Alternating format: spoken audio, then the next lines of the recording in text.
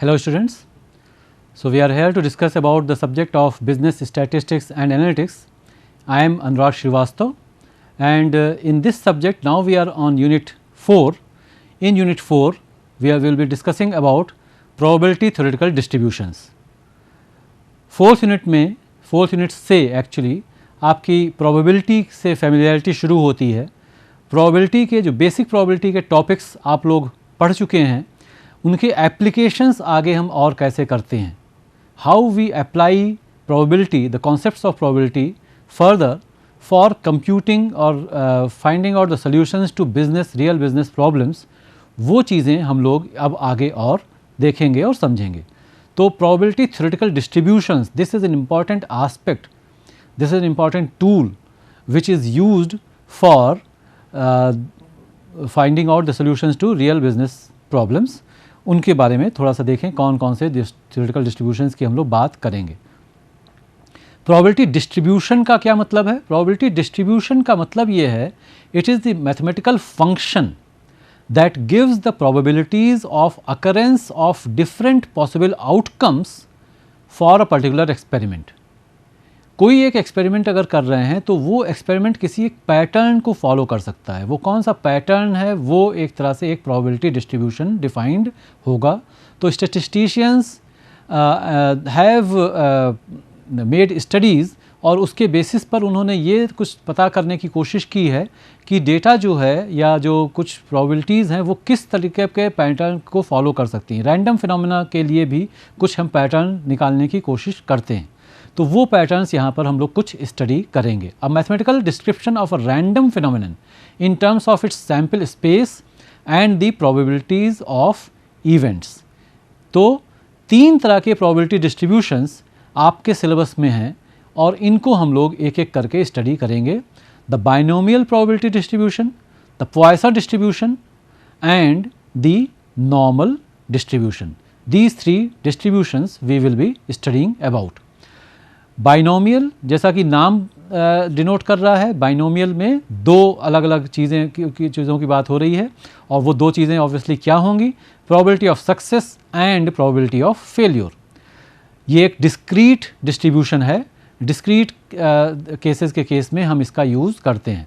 Poisson studies the probabilities of rare events. Normal distribution लेकिन जो है वो सबसे ज़्यादा यूज़ किया जाने वाला है और वो एक कंटिन्यूस पैटर्न को फॉलो करता है. तो let us just go about finding out. और सब पहले हम लोग ये समझ लें कि इनका मतलब क्या है, इनसे हम लोग कैसे इनको हम देखेंगे, कैसे समझेंगे, और फिर हम लोग कुछ न्यूमेरिकल्स देखेंगे बाइनोमियल डिस्ट्रीब्यूशन के भी, पॉइसन डिस्ट्रीब्यूशन के भी और नॉर्मल डिस्ट्रीब्यूशन के भी, और किस तरीके से इनको सॉल्व करना है, ये चीज़ें हम लोग को स्टडी करनी होगी अगले कुछ सेशंस में. आज के सेशन में हम लोग कुछ इसके जो बेसिक चीज़ें हैं, कॉन्सेप्चुअल चीज़ें हैं, वो हम लोग समझेंगे. तो starting with the first one, that is the binomial distribution. It is based on the binomial theorem. I suppose at least some of you who have studied the mathematics at +2 level, वहाँ तक भी अगर आपने पढ़ा है तो आपको थोड़ा सा याद होना चाहिए कि बाइनोमियल थ्योरम है. उससे पहले भी अगर पढ़ा है तो थोड़ा सा इससे फेमिलियरिटी तब भी है, इस नाम से ना सही, लेकिन हम लोग a+b होल स्क्वायर कैसे निकालते हैं, a+b होल क्यूब कैसे निकालते हैं, a+b होल टू पावर 4 कैसे निकालते हैं, वो सारी चीज़ें बाइनोमियल डिस्ट्रीब्यूशन, बाइनोमियल थ्योरम के ऊपर ही बेस्ड होती हैं. बाइनोमियल थ्योरम पे ही बेस्ड है इसका एक्सपेंशन. तो based on the binomial theorem which states that the expansion of p plus q whole to the power n, n can be any value, n can be 2, 3, 4, 1, whatever. तो जो भी value होगी, n की value अगर हम वहाँ रख देंगे, इज़ गिवन बाई, कैसे? तो ये जो नीचे पूरा टर्म दिया हुआ है ये उसका एक्सपेंशन है. NC0, NC0 क्या है? NC0 is the formula for combination. NC0 denote क्या कर रहा है? NC0 डिनोट कर रहा है कि अगर हमारे पास n चीज़ें हैं और उसमें से कोई 0 चीज़ें, यानी कि 0 तो मतलब हो गया एक भी नहीं, 0 चीज़ें अगर हम उठा रहे हैं तो कितने तरीके से ले सकते हैं? ऑब्वियस सी बात है, n में से एक भी चीज़ अगर नहीं ले रहे हैं तो उसका एक ही तरीका होगा. n में से अगर हम एक चीज़ उठा रहे हैं तो उसके कितने तरीके हो सकते हैं? n तरीके हो सकते हैं. तो NC0 implies if out of n things we are picking 0 things, NC1 implies अगले टर्म का जो कोएफिशिएंट है NC1, if we are picking n things out of n things just one thing, NCR इसी तरीके से हो गया, अगर n में से हम r चीज़ों को पिक कर रहे हैं, फिर NCn-1 आगे इसको आपको ये भी मिलेगा, इसी सीरीज़ को अगर हम लिखते जाएंगे सारे टर्म्स, तो NCn-1 का मतलब हो गया n में से n-1 चीज़ों को सेलेक्ट कर रहे हैं, तो कितने तरीके होंगे, फाइनल टर्म जो होगा वो NCn होगा, तो NCn यानी कि n में से सारी चीज़ों को सेलेक्ट कर रहे हैं तो कितने तरीके होंगे। तो NC0 p to the power 0 q to the power n plus NC1 p to the power 1 q to the power n-1। हमें ये ध्यान देना है, ये कॉम्प्लिकेटेड सा फॉर्मूला, ये कॉम्प्लिकेटेड सा एक्सपेंशन लग सकता है, लेकिन अगर आप इसे थोड़ा सा ध्यान से देखेंगे तो इसमें एक बहुत ही सिंपल सा पैटर्न है। वो पैटर्न आपको पता है तो इसमें याद करने जैसा, याद रखने जैसा, रटने जैसा कुछ भी नहीं है। क्या है? NC0, NC1, NC2, NC3, NC4 up to NCn, ये हो गया। p to the power 0, p to the power 1, p to the power 2, p to the cube, p to the power 4, p to the power 5 up to p to the power n, q to the power n, q to the power n-1, q to the power n-2, q to the power n-3 घटाते गए up to q to the power 0। तो NC0, NC1, NC2 यहाँ पर value 0 से लेकर के n तक जा रही है, p to the power 0, p to the power 1, p square, p cube, यहाँ पे वैल्यू 0 से लेकर के जो कोएफिशिएंट, जो पावर है p की, वो 0 से लेकर के n तक जा रही है, और q की पावर जो है वो n से लेकर के 0 तक जा रही है। बस इतना ही है। बीच का टर्म जो है वो यहाँ पर अलग से इसलिए दर्शाया गया है क्योंकि उसका हम लोग एक जनरल फॉर्मूले की तरह से यूज़ करेंगे for denoting the probability of a binomial distribution, the probability of success in a binomial distribution। तो अब P और Q स्पेसिफिकली, वैसे हम लोग A और B यूज़ करते हैं बाइनोमियल थ्योरम के केस में, लेकिन P और Q स्पेसिफिकली इसीलिए लिया गया है क्योंकि स्टैटिस्टिक्स के नोटेशन में एक जो जनरल एक कन्वेंशन है उसमें P represents the probability of success and Q represents the probability of failure and n is the number of times the experiment is repeated. हम एक बहुत सिंपल सा एक बाइनोमियल एक्सपेरिमेंट अगर ले लें, एक सिक्का उछाला जा रहा है, we are tossing a coin, we are tossing a coin, एक क्वाइन टॉस कर रहे हैं, या तो हेड्स आएगा या तो टेल्स आएगा, हेड्स आएगा टेल्स आएगा, एक फेयर क्वाइन है तो हेड्स, एक तरफ हेड्स और एक तरफ टेल्स होना चाहिए, तो या तो हेड्स आएगा या तो टेल्स आएगा। हम अगर ये मान लें कि सक्सेस, हेड्स का आना सक्सेस है, तो P represents the probability of success, P represents the probability of getting heads, Q represents the probability of failure, तो Q represents the probability of getting tails, और n is the number of times the experiment is repeated, number of times the experiment is repeated or number of coins that are being tossed। ऐसे भी हम मान लें हम 2 coins एक साथ toss कर रहे हैं और उनके आउटकम्स देख रहे हैं, तो n हो गया 2। हम 5 coins एक साथ टॉस कर रहे हैं, हम देख रहे हैं कि कितनों पे हेड्स आ रहा है, कितनों पे टेल्स आ रहा है, तो n की वैल्यू हो गई 5। इस तरह से n की वैल्यू चेंज हो जाएगी। तो n is the number of times the experiment is repeated, the probability of getting r successes. So we are tossing 5 coins, n 5 हो गया, क्वाइन अनबायस्ड है, बिल्कुल ही फेयर क्वाइन है, तो p की वैल्यू, हेड्स की प्रोबेबिलिटी भी हाफ होगी और टेल्स की प्रोबेबिलिटी भी हाफ होगी, तो p हाफ हो गया और q हाफ हो गया। और हम ये जानना चाहते हैं कि 5 में से 3 क्वाइंस के ऊपर हेड्स आए, इसकी क्या प्रोबेबिलिटी है, तो r की वैल्यू हम 3 रख देंगे, NCR p to the power r q to the power n-r। यहाँ पर जो भी वैल्यूज़ हैं p और q की, n और r की, वो अगर हम रख देंगे तो r सक्सेसेस की जो प्रोबेबिलिटी है वो हमको पता चल जाएगी। This is the simple formula for binomial distribution for finding the probability of r successes in case of binomial distribution। ये ध्यान रखना है। इसके बारे में थोड़ी सी और चीज़ें कुछ जो जाननी ज़रूरी हैं। The number of trials in case of a binomial distribution n will always be finite, it will always be fixed। चाहे 2 हो, 5 हो, 10 हो, लेकिन ये फिक्स्ड होना चाहिए कि कितने ट्रायल्स हैं, कितने क्वाइंस हम एक साथ टॉस कर रहे हैं। There must be only 2 possible outcomes of the event which are mutually exclusive and exhaustive. तो क्वाइन टॉस की चीज़ हम लोग यहाँ पे स्टडी कर सकते हैं। हम डाई फेंकने की जो एक्सपेरिमेंट है वो यहाँ पर नहीं देख सकते हैं।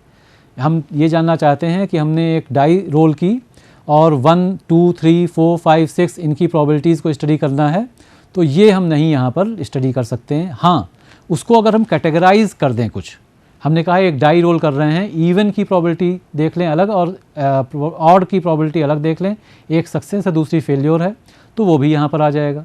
हमने कहा कि 1 या 6 की प्रोबेबिलिटी अलग कर लिया, 1 या 6 को सक्सेस मान लिया, 2, 3, 4, 5 को फेल्योर मान लिया, तो भी इसको हम फिर वहाँ पर हम बाइनोमियल डिस्ट्रीब्यूशन का यूज़ कर सकते हैं। तो there must be only 2 possible outcomes of the event and these 2 outcomes should be mutually exclusive. एक होगा तो दूसरा नहीं हो सकता है, mutually exclusive, and they should also be exhaustive. तो हमने कहा कि हम डाइस के केस में, पासा फेंकने के केस में हम देख लेते हैं, और हम 2 ही इवेंट की अगर हम बात कर रहे हैं तो हम केवल 1 और 2 की बात करते हैं, 3, 4, 5, 6 को इग्नोर कर देते हैं। लेकिन डाइस जब फेंकी जाएगी, एक डाई अगर रोल की जाएगी, तो 1, 2 ही केवल 2 इवेंट्स नहीं हैं जो हो सकते हैं, बाकी 3, 4, 5, 6 भी पॉसिबल हैं। 1, 2 आपस में म्यूचुअली एक्सक्लूसिव हैं, but they are not exhaustive.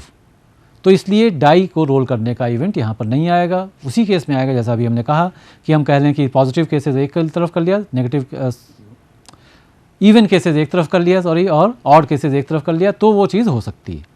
The probabilities of success is given by P and the probability of failure given by Q. These should be constant for all trials.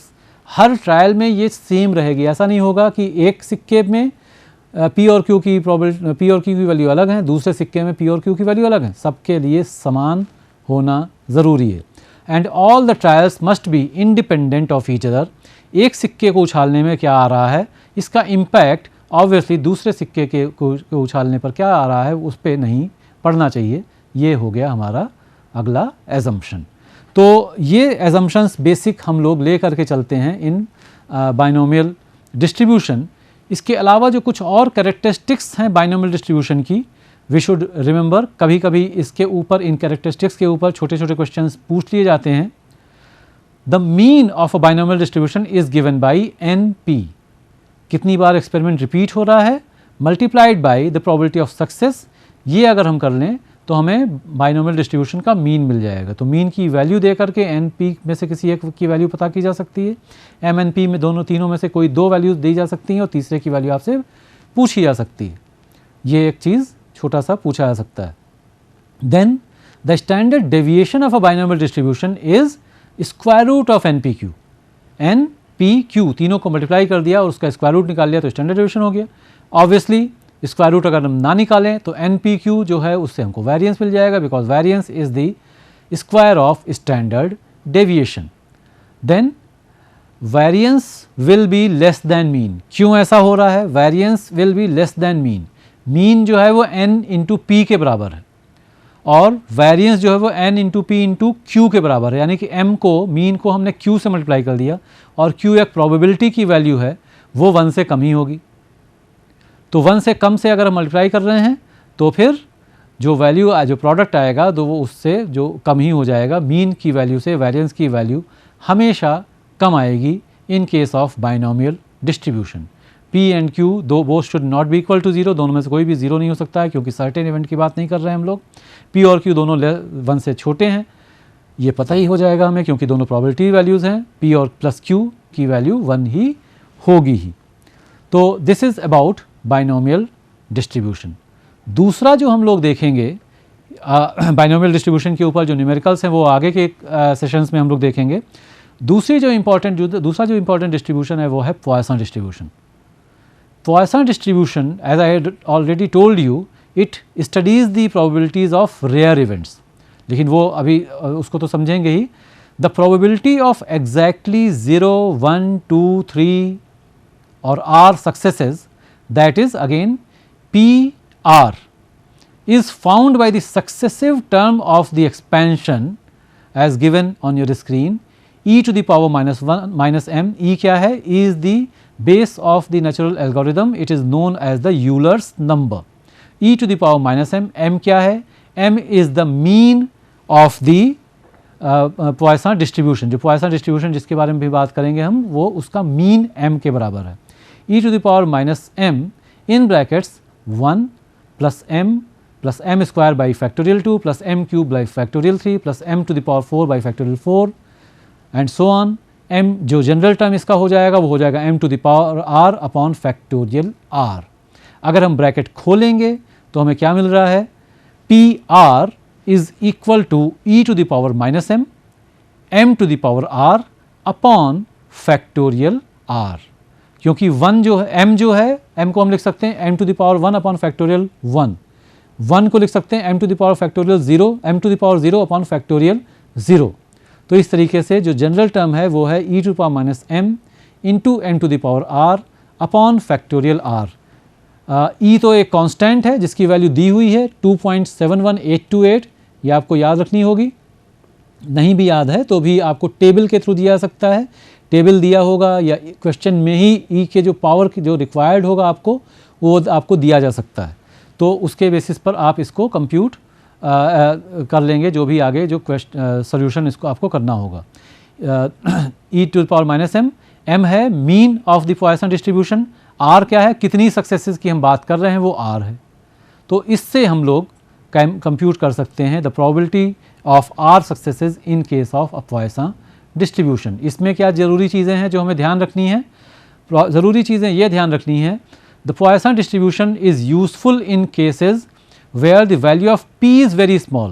मैंने आपको बताया था it is studying the probability of rare events. Poisson distribution studies probabilities of rare events. So it is useful in such cases where the value of p is very small, the value of n is very large. Poisson distribution is limiting form of binomial distribution. Binomial distribution का ही एक variation ये भी है, n जो है वो बढ़ता जा रहा है और p घटता जा रहा है, ये हो रहा है यहाँ पर. तो Poisson distribution हमको मिल गया. Poisson distribution is limiting form of binomial distribution as n moves towards infinity, p moves towards 0. But mean जो है क्योंकि n बड़ा हो रहा है p छोटा हो रहा है तो मीन जो है वो कांस्टेंट और फाइनाइट ही रहेगा. मीन कांस्टेंट और फाइनाइट ही रहेगा. मीन फाइनाइट रहेगा क्यों, क्योंकि n बड़ा हो रहा है p छोटा हो रहा है तो दोनों का प्रोडक्ट जो है वो फाइनाइट हो जाएगा अपने आप. दिस डिस्ट्रीब्यूशन जैसा कि बार बार मैंने आपको बताया है, ध्यान रखना है, याद रखना है. पॉइसन डिस्ट्रीब्यूशन की जब भी बात होगी तो हमें ये याद रखना है, this distribution studies the probabilities of rare events. The Poisson distribution studies the probabilities of rare events. इसमें जैसे कि हम लोगों ने बाइनोमियल में देखा था वैसे ही यहाँ पर भी समझना ज़रूरी है constants of Poisson distribution. The mean of Poisson distribution is denoted by m. बात हम बार बार इसकी कर ही रहे हैं. मीन बहुत ही इंपॉर्टेंट एक इसमें पैरामीटर होगा. क्वेश्चन जब आएगा इसके पॉइसन डिस्ट्रीब्यूशन के क्वेश्चंस में एक जो इंपॉर्टेंट एस्पेक्ट हमको ध्यान में रखना है और एक जो ऐसी चीज़ है जहाँ पे स्टूडेंट्स को कभी कभी कन्फ्यूज़न भी होता है, हम लोग क्वेश्चंस जब देखेंगे तो उस कन्फ्यूज़न को कैसे कम किया जा सकता है इसके बारे में मैं आपको बताऊंगा. लेकिन एक जो कन्फ्यूजिंग चीज़ होती है वो m को आइडेंटिफाई करना ही होता है, क्योंकि m जैसे ही आपको पता चल गया पूरा का पूरा क्वेश्चन, आपको फॉर्मूला पता है, पूरा क्वेश्चन आप बहुत आराम से कर सकते हैं. तो कभी कभी m को आइडेंटिफाई करना थोड़ा कन्फ्यूजिंग हो सकता है. We will be going through several questions so as to have a practice of finding out the value of m. Mean of Poisson distribution is denoted by m. Variance is also denoted by m. Mean और variance दोनों एक दूसरे के बराबर हैं. Mean therefore is equal to variance is equal to m. तो standard deviation sigma की value obviously will be the square root of m. Standard deviation की वैल्यू m का स्क्वायर रूट ये हो जाएगा. क्वेश्चन में हमें केवल ये आइडेंटिफाई करना है कि r कितना है, ये तो कहीं कहीं कुछ क्लियरली दिया होगा. m पता जैसे ही चल जाएगा वैसे ही हम उसको फॉर्मूला का यूज़ करके और प्रोबेबिलिटी की वैल्यू कंप्यूट कर सकते हैं. दोनों ही केसेस में, बल्कि बाइनोमियल, पॉइसन और नॉर्मल तीनों ही केसेस में एक और चीज़ जो छोटा सा वेरिएशन क्वेश्चन में आता है उसको हम लोग ध्यान रखेंगे, आगे उसके क्वेश्चंस देखेंगे भी. और वो ये है कि प्रोबेबिलिटी के साथ साथ यहाँ पे कभी कभी नंबर्स भी पूछ लिए जाते हैं. तो कुछ नंबर्स जैसे कहीं एक पर्टिकुलर पॉपुलेशन में कितने लोग किसी एक पैटर्न को फॉलो कर सकते हैं, ऐसा कुछ पूछा जा सकता है. तो जो टोटल पॉपुलेशन है उससे हम प्रोबेबिलिटी को मल्टीप्लाई कर देंगे तो हमें परसेंटेज के सेंस में वो चीज़ एक तरह से मिल जाती है. We will go through such questions also when we go to the numerical portion. But now the most important theoretical distribution. पूरी की पूरी स्टैटिस्टिक्स में अगर कोई ऐसा एक टॉपिक है जो कि हर जगह पर हमको उसको रेफ़र करना पड़ता है, पहले भी हम लोग इसके बारे में बात कर चुके हैं। आप जैसे ही मेजर्स ऑफ सेंट्रल टेंडेंसी की भी बात करते हैं, वहीं से नॉर्मल डिस्ट्रीब्यूशन के रेफरेंसेस शुरू हो जाते हैं। It is an important aspect. Normal distribution क्या होता है और नॉर्मल डिस्ट्रीब्यूशन से वैरी बाकी सारे डिस्ट्रीब्यूशंस कैसे करते हैं, इन चीज़ों का स्टैटिस्टिक्स में काफ़ी ज़्यादा इंपॉर्टेंस है। तो नॉर्मल डिस्ट्रीब्यूशन को समझना ज़रूरी है, जिससे कि हम ये समझ सकें कि कैसे एक्चुअली आम तौर पे जो फ्रीक्वेंसी डिस्ट्रीब्यूशंस हैं वो बिहेव करते हैं, और नॉर्मल डिस्ट्रीब्यूशन से अगर वैरी कर रहे हैं तो वो कितना वैरी कर रहे हैं और उनका क्या एक्चुअली प्रैक्टिकल इम्प्लीकेशन उसका क्या है, ये चीज़ें समझना ज़रूरी है। So as we can see here also it is written, normal distribution is the most important theoretical distribution. It is useful in analyzing data concerning economy and business. Business economy में data normal pattern को बहुत ज़्यादा follow करता है। Normal distribution का जो basic मतलब है वो यही है कि जो वैल्यूज़ हैं वो बीच में उनकी फ्रीक्वेंसी सबसे ज़्यादा होगी, और जैसे जैसे आप सेंटर से दोनों तरफ बढ़ते जाएंगे, सेंटर से दूर होते जाएंगे, वैसे वैसे वैल्यूज़ यूनिफॉर्मली, जो फ्रीक्वेंसीज़ हैं वो यूनिफॉर्मली डिक्रीज़ होनी चाहिए, ऐसा एक्सपेक्टेड होता है। ये एक आइडियल कंडीशन है। नॉर्मली जो डेटा होता है वो नॉर्मल से थोड़ा बहुत डेविएट तो करेगा ही करेगा। तो हम जब भी थोड़ा अगर डेविएशन है तो हम ये कंसिडर कर लेते हैं कि it is following a normal pattern only. ज़्यादा अगर डेविएशन है तो वो अलग बात है, लेकिन जब भी अगर बल्क में डेटा है और वो नॉर्मल डिस्ट्रीब्यूशन पे पैटर्न को ही फॉलो करता है। This is the basic assumption that we make here also. So most important theoretical distribution useful in analysing data concerning economy and business, वही डेटा हम लोग को ज़्यादा यूज़ भी करना है। The curve is symmetrical about mean, that is there is no skewness in it. पहले के फर्स्ट यूनिट में ही हम लोगों ने स्क्यूनेस के बारे में बात की हुई है। स्क्यूनेस का मतलब ही, स्क्यूनेस को डिफ़ाइन ही हम नॉर्मल कर्व के बेसिस पे करते हैं। नॉर्मल कर्व से जो हॉरिजॉन्टल डेविएशन अगर है किसी भी एक फ्रीक्वेंसी कर्व का, उसे हम स्क्यूनेस बोलते हैं। नॉर्मल कर्व से अगर कोई वर्टिकल डेविएशन है किसी भी फ्रीक्वेंसी कर्व का, फ्रीक्वेंसी डिस्ट्रीब्यूशन का, उसे हम कर्टोसिस बोलते हैं। उसे हम कर्टोसिस से मेज़र करते हैं, स्क्यूनेस से मेज़र करते हैं नॉर्मल डिस्ट्रीब्यूशन से हॉरिजॉन्टल डेविएशन। तो हॉरिजॉन्टली यानी कि सिमेट्रिकल कर्व से दाहिनी तरफ झुक गया है या बाईं तरफ झुक गया है, ये चीज़ जब हम जानने की कोशिश करते हैं तो हम स्क्यूनेस स्टडी कर रहे हैं। मॉडरेटली स्क्यू कर्व्स के केस में हम लोग ये एज्यूम कर लेते हैं कि मोर और less it will be following a normal curve only, लेकिन अगर मॉडरेट से ज़्यादा अगर है तो फिर वहाँ पर हम इस पर्टिकुलर कॉन्सेप्ट को यूज़ ऑब्वियसली नहीं करेंगे, क्योंकि कर्व सिमेट्रिकल है। एक चीज़ आगे फिर से मैं यहाँ पर थोड़ा सा छोटी सी चीज़ रिपीट कर दूँ कि कर्व सिमेट्रिकल होने का मतलब हमेशा ये नहीं होगा कि नॉर्मल कर्व ही है। Every normal curve is symmetrical. It does not mean, however, that every symmetrical curve will also be normal. But in case of normal curve, because it is symmetrical, therefore mean and median and mode all are equal to each other. The height of the normal curve is maximum at the mean value.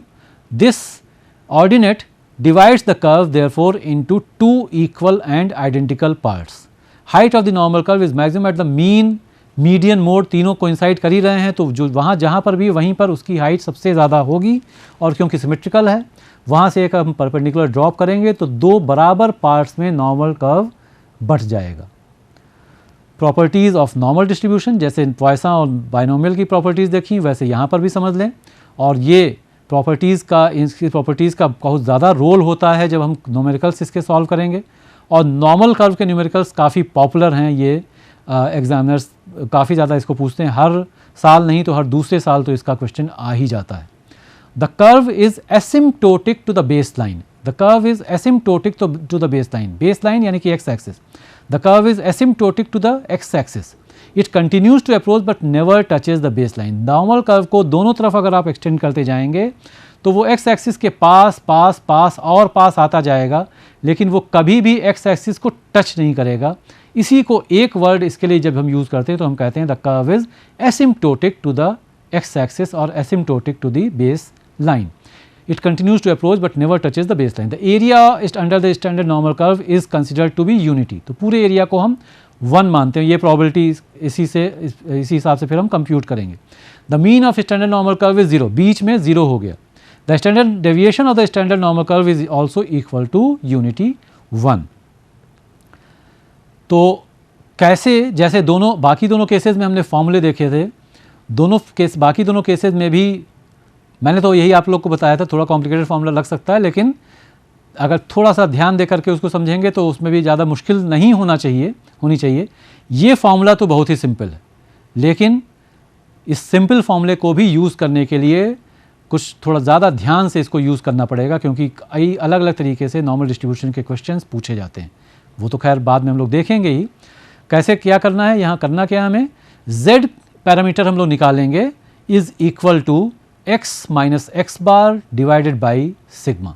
x जो भी value है दी हुई, x bar the mean of the normal distribution, sigma जो भी question है उसमें जो मीन है, जो डेटा दिया उसका मीन जो है वो x बार हो गया, और सिग्मा हो गया हमारा स्टैंडर्ड डेविएशन. उस पर्टिकुलर केस में स्टैंडर्ड डेविएशन की वैल्यू कितनी है. तो x bar is the mean, sigma is the standard deviation of the given data और given normal distribution. x is the observed value at which we want to find the value of z. तो ये किसी भी normal distribution, typical normal distribution का question किस तरह से होगा, आपको दिया होगा, सीधा सीधा दिया होगा, मीन की वैल्यू ये दी हुई है, स्टैंडर्ड डेविएशन की वैल्यू दी हुई है, और आप ये बता दें कि x अगर और आपको बता दिया जाए तो ये बताएं कि उसकी प्रोबेबिलिटी कितनी होगी, उसकी प्रोबेबिलिटी कितनी होगी. एक छोटा सा, जैसे बहुत ही सिंपल से केस हम ले लें कि एक क्लास में एवरेज मार्क्स जो स्टूडेंट्स के हैं वो दिए हुए हैं, स्टैंडर्ड डेविएशन दिया हुआ है. आपसे पूछा जाए कि 60 से ज़्यादा कितने बच्चों के मार्क्स आएंगे, साथ साथ ऑब्वियसली ये भी दिया होगा कि कितने स्टूडेंट्स उस क्लास में हैं. तो 60 से ज़्यादा कितने बच्चों के मार्क्स आएंगे, इसके लिए हम लोग यहाँ पर नॉर्मल डिस्ट्रीब्यूशन का ये चीज़ ये रूल ऐसे फॉर्मूला फॉलो करके और कंप्यूट करेंगे. टेबल का यूज़ किया जाए. जब हमें z पता चल जाएगा तो हम टेबल की वैल्यू टेबल का यूज़ करके हम प्रोबेबिलिटी की वैल्यू निकालते हैं, और उससे आगे फिर हम लोग उसको सॉल्व करते हैं. तो ये बेसिक चीज़ें हैं तीनों तरह के थ्योरेटिकल प्रोबेबिलिटी डिस्ट्रीब्यूशंस की, बाइनोमियल, पॉइसन और नॉर्मल डिस्ट्रीब्यूशन. इसके आगे के सेशंस में अब हम लोग बात करेंगे इनके ऊपर. न्यूमेरिकल्स, कुछ पुराने न्यूमेरिकल्स देखेंगे, और कुछ अलग अलग तरीके के जो न्यूमेरिकल्स जो पूछे जा सकते हैं वो हम लोग स्टडी करके और इनको और अच्छे से समझने की कोशिश करेंगे कि कैसे हमें थ्योरेटिकल डिस्ट्रीब्यूशंस के क्वेश्चंस करने हैं. So we'll stop here today. Thank you.